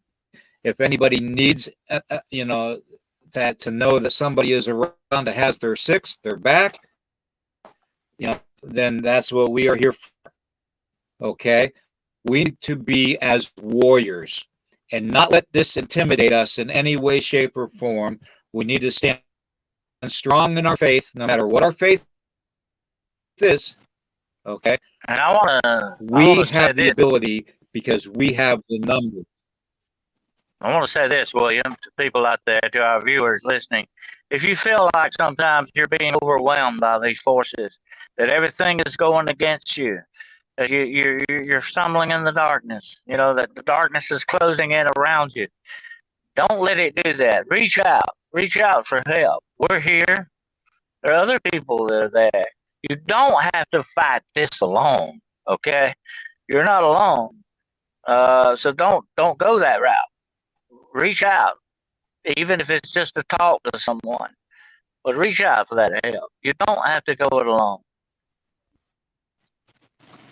That's right. Yep,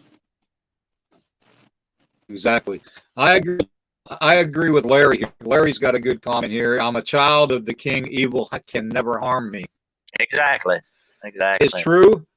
Um, and that is our point. We need to stand strong in our faith and fight this, resist whatever they're trying to do to us with every being a part of our being. Okay, they're trying to intimidate our species. They're trying to control our species, and it's about time we, as the dominant species in numbers, takes our world back. So Do we? Here's a question. I'm not Okay. saying Here's I'm a not question saying we all must ask ourselves. Here's the question we all must ask ourselves: do we want to be victims, or are we going to be warriors? Which way we want to go? Yeah, exactly. Even Leonidas, even though his odds were against the Persian forces, Leonidas was victorious because he united his people to overcome the evil, and they did.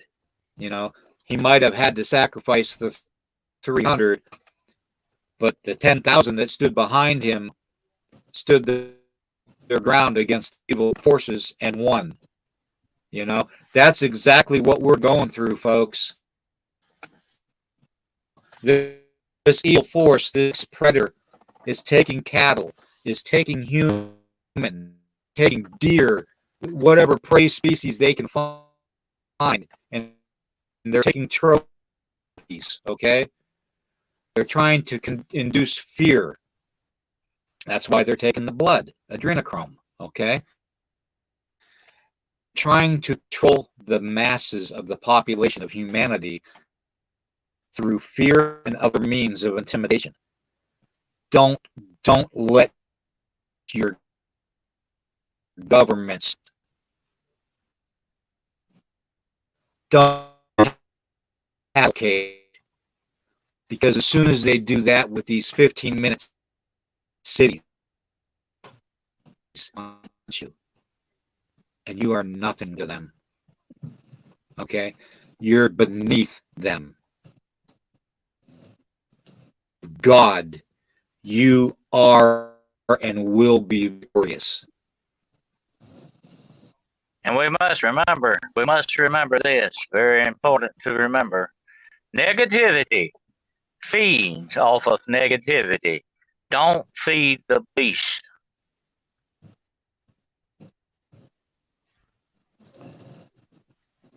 Exactly. Exactly.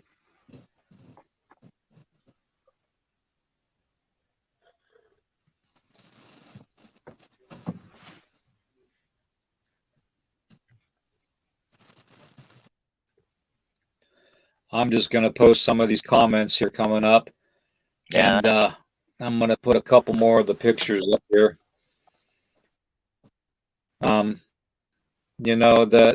one thing about the whole alien species thing is I don't think that the species, the reptilian species, and whoever's working with them, I don't think that they are just dropping these bodies off randomly, like flushing a commode, basically, is what I think they're doing. I think that they think so less of us and every bit of life, breathable life on this planet, that they don't care where they discard our bodies. Okay, they don't even care if our bodies even show up. Okay, and that's to that measure makes them a very, very, very intimidating foe that should be talked about. It should be something that we discuss with our Oyate, our nation. Okay, we Well, need. as I said earlier, William, demonic dominance runs off of creating that fear and negativity. And I think that's what a lot of this is about. They want to do this. They want to create this fear, this intimidation. That's the negative part. Then they feed off of that.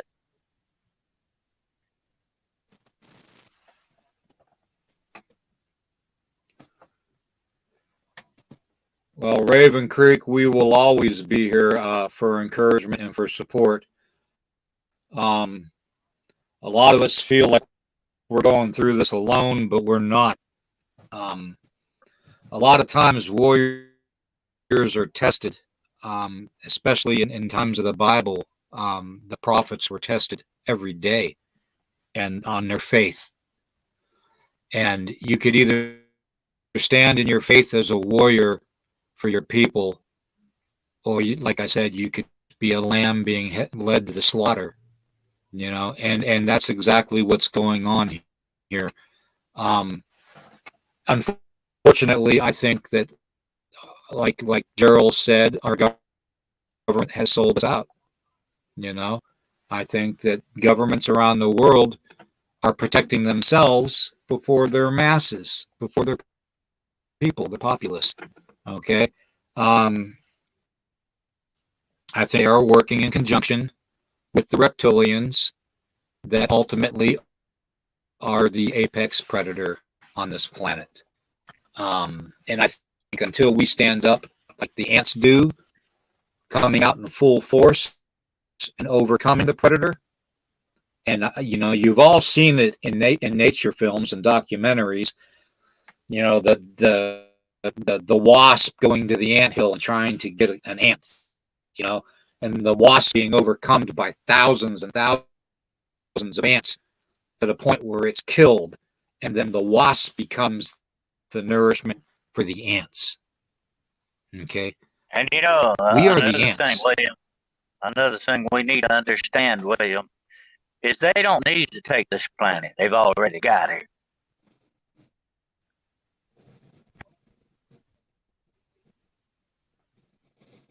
We are the ones that need to take it back.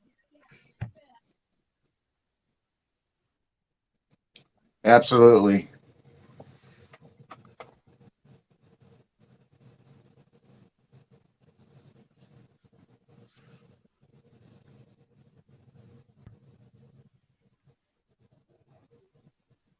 Fear is a great weapon against faith. Look at fear is the enemy of faith. We can't give in to the fear. If we do, it will destroy us. It will eventually destroy us. We can't do that. They want us to do that. That's the way they operate. These forces want us to be fearful and negative and downcast and defeated and victims, but we can't give in to that. We have to stand up as warriors of faith against these forces.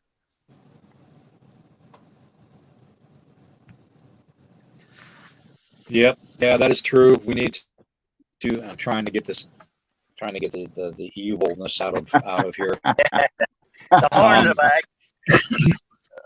William's horns of a dilemma. It's kind of hard when you have to lean off to the side. But yeah, it's just it's going to be a struggle. I don't think God put us here to have this life to be a cakewalk.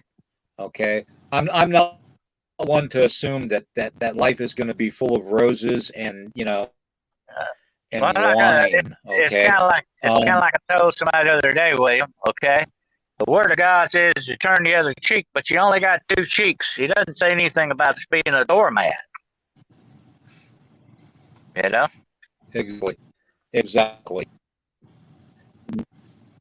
Even the Israelites, when they wandered the desert, they were warriors. They conquered the walls of Jericho. They shattered the walls of Jericho, and the walls of Jericho fell from the trumpets of God. Okay? That in itself tells you how powerful of beings we are.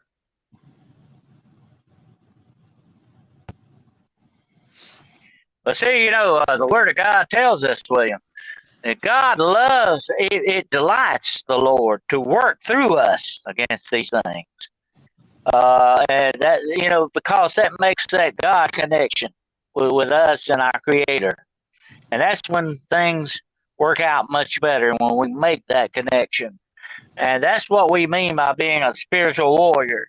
You have to hook up to that connection, you know? Yeah, exactly. Exactly. Well, I don't know. I think we've discussed this subject right at the end, guys. I think that thank you, Tracy, for reminding me. I love you too. Anyways, yeah, God, I love my wife. Look at this. Tracy's awesome. Look at this. Not only does she put up with me, she tries to endorse everything that I do. So, you know, everything within a reason. Sometimes I could do some stupid crap, but she's some. I love my wife, and she puts up with a lot of addition and stuff too. So, that being said, thank you, honey. I appreciate that. I was 100% faithful Christian, but I didn't understand how fear worked and how to. Once I did, my walk with God had been, and unseen entities vanquished. No fear to. There you go. See, that works. That works.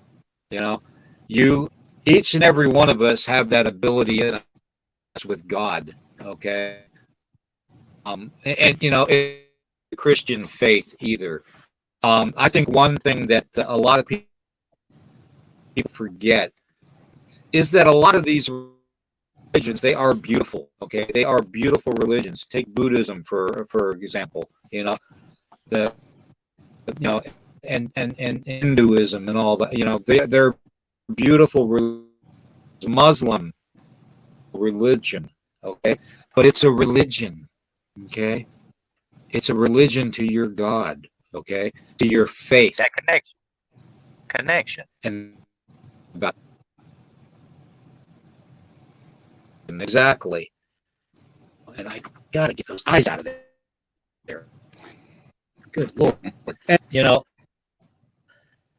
it's all about the faith, no matter what your religion is. Okay. And if you stand strong, you will overcome adversity. You will overcome evil. Okay. But you need to believe in your faith. Okay. Simple. Various forces in this world that are seeking to destroy us every moment of the day. Okay. And we, okay. Plain and simple.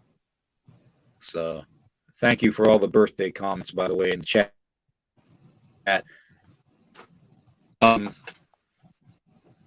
It is what it is. I mean, we need to realize these so-called draconians or dragons or reptilians or aliens, whatever you want. They are all the ones that are ultimately the ones that are burning. Until we make the connection, have this continuation of this problem of an apex predator, and until then, just don't. What do we do until then?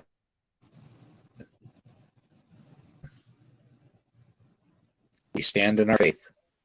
That's all we can do. As warriors, we stand in our faith. So, let's see. Oh, great. Now we got everybody talking their age in the chat. Now, come on, folks.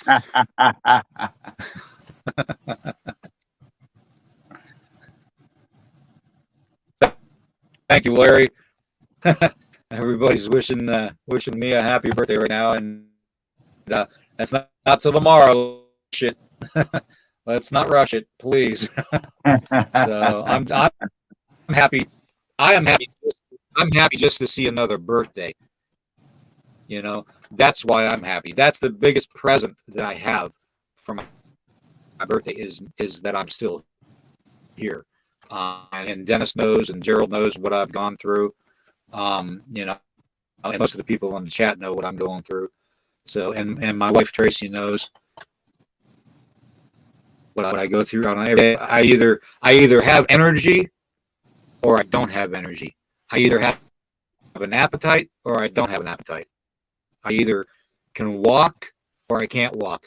I either have a breathing problem or I don't have a breathing problem. I mean, it changes moment of the day.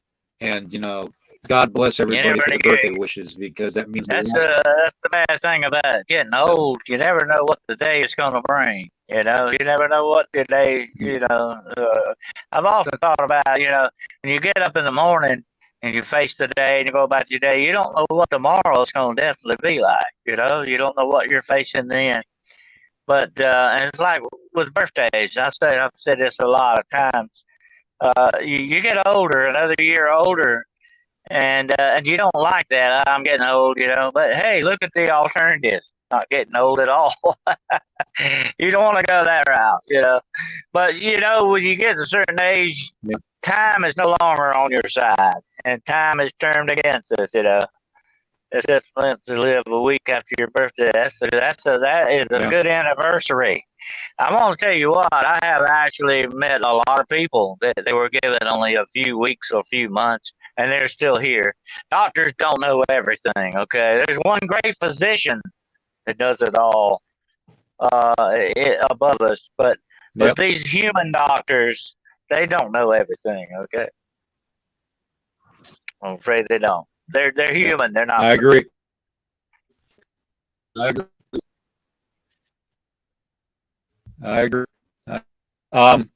We need to thank everybody in the chat. I want to thank Gerald and Dennis for this and for putting up with me.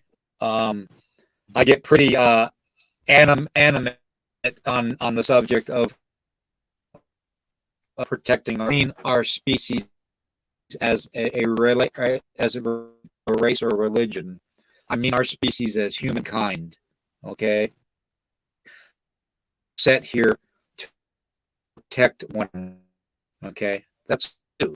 Okay, the whole reason that Jesus Christ walked this God and because his additional love was to be shown. Okay, the one reason, the one force in this vast universe we live in, around us every day, the one thing we need to fight evil with, incarnate evil with, is unconditional love. And that thing that we just went through with Easter, okay? The same reason we celebrate Easter, unconditional love. So force that is, it will defeat. So we need to keep that in mind as we go about our business today. And, you know, as we go about our business every day, we need to keep that in mind. Okay. I would, you know, since it's a Sunday, I would like to, if before we close, would do a prayer for us.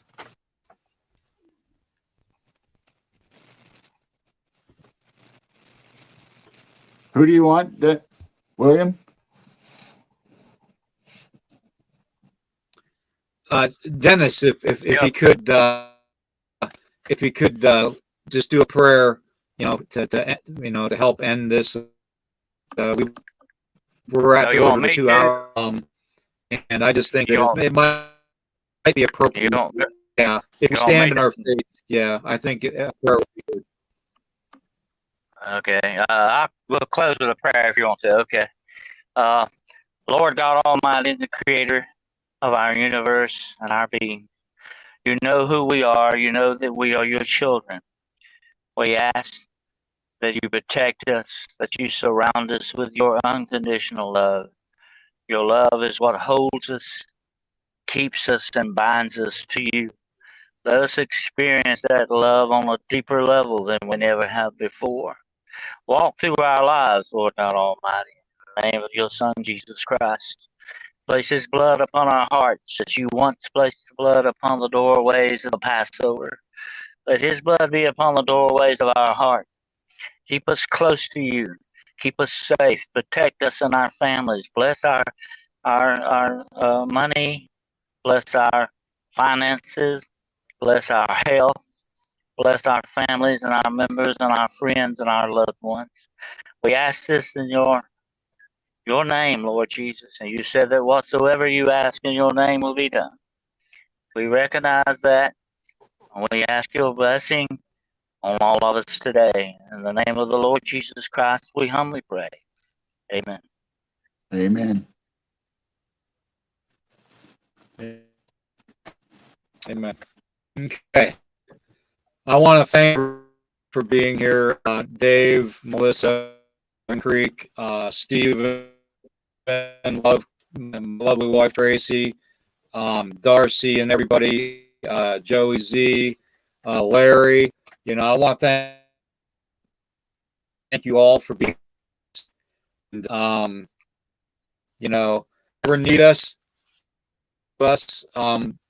Dennis, if you want to give away your details to get a hold of you doing tonight, world, if you want to go what you're doing today, would be fine, and then I'll close it out. Okay. Oh, we got a special guest. We got a special guest. Jacob! There we go. There's the boy out there. There he is. Where you been keeping yourself, Jacob? You've been laying low. Yeah. He's been laying low, all right. Yes, he has. He's a good boy. He's a good. He's wide open. Wide open today. Yeah. That's unconditional love boy, right there. My boy's been laying here all during the show here. He's laying right here next to me. They know how to play us. They know how to push our buttons, definitely. Yep. So okay. I want to give away some stickers today too. The same package we gave away yesterday. I'm gonna do one winner. Okay, for some stickers, and these are really cool stickers, by the way. They're not like a joke. They're actually pretty cool. And ghost stickers, that are going to be given away. We got some Bigfoot stickers that are going to be given away. Okay, we got all kinds of stickers that are going to be given away. So, anybody in the chat that can tell me one reason that the cattle mutilations and any mutilations are drained of blood. The first person that can tell me in the chat why the blood is missing will receive stickers. Oh, that's a good one.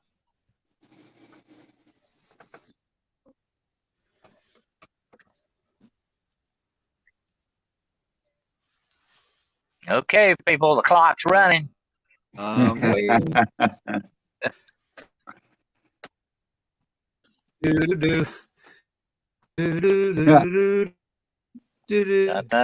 Reptilians drink it. Hey, look who won that.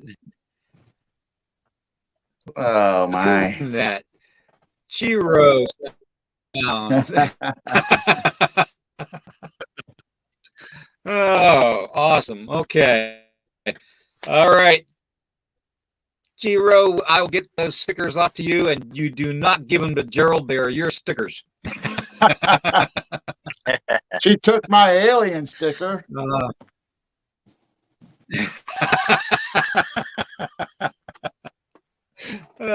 Oh, okay. And Love Cat, I'm gonna send you some stickers too for Slice. If you all could just give me your mailing address at lakotaman3333@gmail.com. That's lakota33@gmail.com. And I will get the address and get to you the day after my birthday tomorrow. Okay, so it'll be Tuesday, Illinois, because I'm not doing anything except celebrating. So, anyways, Dennis, let them know what's going on with you tonight on your podcast and how to get a hold of you. And Gerald, then we'll have.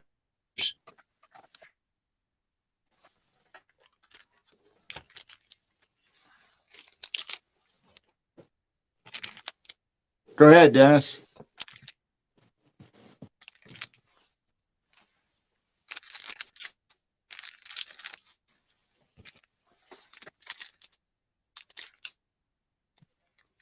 You want me to start? Yeah, go ahead. All right. You can get a hold of us at MidwestNightWatchers@gmail.com. And our YouTube channel is the same, Midwest Night Watchers. And now we're on William's platform, so you can catch us on all of his channels that he has.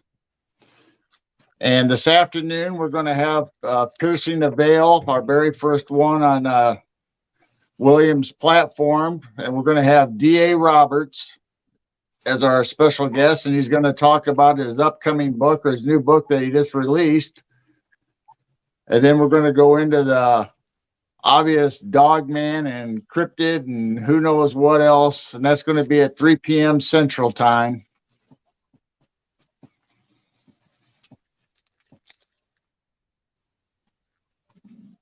Okay, you can reach me at DennisWCarroll.com. I have a contact form on there. Also, my Gmail, which is ghostwolfdc@gmail.com. And I want everybody to tune in tonight for my show at 9 o'clock p.m. It's going to be on YouTube, Demonology Today. Tonight we're going to discuss the alchemy of dark science, the beginning of the forces of the Antichrist to move. So it's going to be a very interesting show. It'll be 9 o'clock tonight, Eastern Daylight Time, on YouTube. All you got to do is put in Demonology Today. I'll be with Grizzly Chris, and I think you'll enjoy it.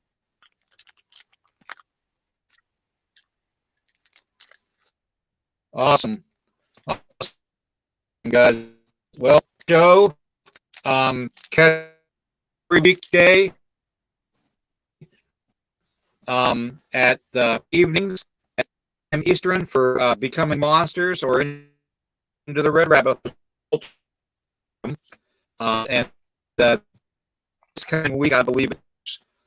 So Friday night, 10 o'clock Eastern, 10 o'clock Eastern p.m. Becoming Monsters, and Sunday mornings at 10 a.m. Eastern time. We have the Paranormal Week, what you're watching right now. That being said, I want to thank everybody for being here.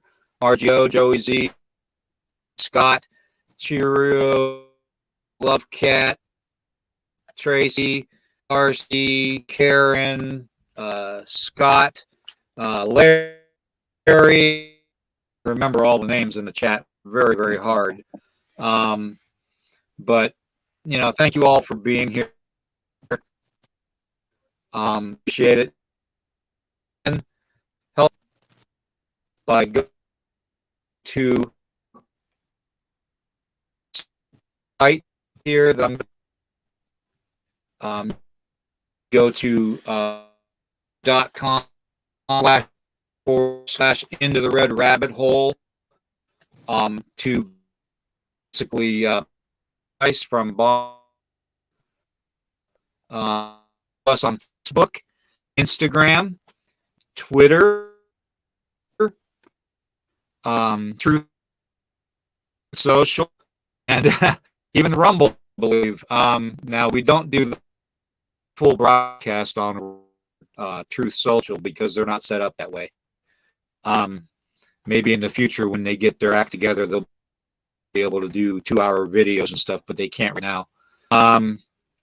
But yeah, give us as much support, like, heart, and share this out. Get this podcast out to the world, man, because we discuss things about this, the whole supernatural aspect of cattle mutilation and human mutilation, and it's something that needs to be discussed. So please, if you can, pass this podcast around to your friends and family, get their opinions on it, have them join the conversation, have them be part of the Weirdo Warrior family in a chat. That's what we're here for. We are all Weirdo Warriors, and we're here to support one another. And simple. Okay? Stay strong, stay faithful, and question everything. Okay? And we will see you all in the evening, Friday night, for Becoming Monsters. Today at 2 o'clock Eastern, I believe, is Charles' podcast again. And then we have Dennis coming on with the Grizzly Chris this evening. Very, very nice programs. Informative programs. You're going to love them. Stay tuned, because we got more coming to this channel. Okay? We got all kinds of stuff coming to the channel. And this channel is going to be your great TV channels. Don't want to turn the channel off or turn the TV off. It's going to be that good. Okay? So bear with us. We're growing, and we will definitely be a force to reckon in the future. Okay? So thank you all very, very much for tuning. We love you, and have a good day, everybody. Bye, everyone.